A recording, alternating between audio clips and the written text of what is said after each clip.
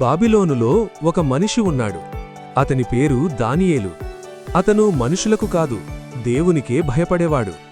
ప్రతిరోజూ 3 సార్లు అతను మోకాళ్లపై ఉండి ప్రార్థించేవాడు. కాని ఇతర అధికారులు అతని మీద అసూయపడ్డారు. దానియేలు తప్పు చేయడం లేదు, అతన్ని పడగొట్టడానికి ఒక మార్గం కావాలి అని వారు అనుకున్నారు. వారు రాజైన దర్యావేషు దగ్గరకు వెళ్లి ఒక శాసనము చేయించారు. అదేమిటంటే, ఎవరైనా యెహోవా దేవునికి ప్రార్థిస్తే వారు సింహాల గుహలో వేయబడాలి.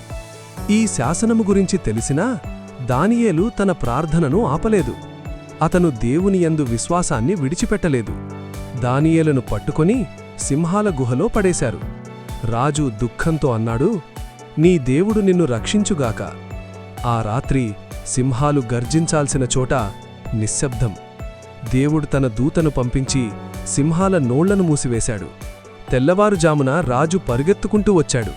దానియేలు, నీ దేవుడు నిన్ను రక్షించాడా?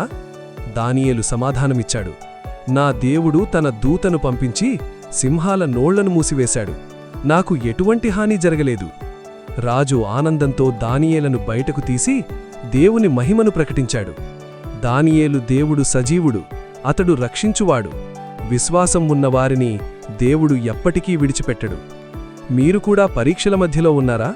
భయపడకండి, దేవునిపై విశ్వాసముంచండి. ఆయన మిమ్మును కాపాడుతాడు.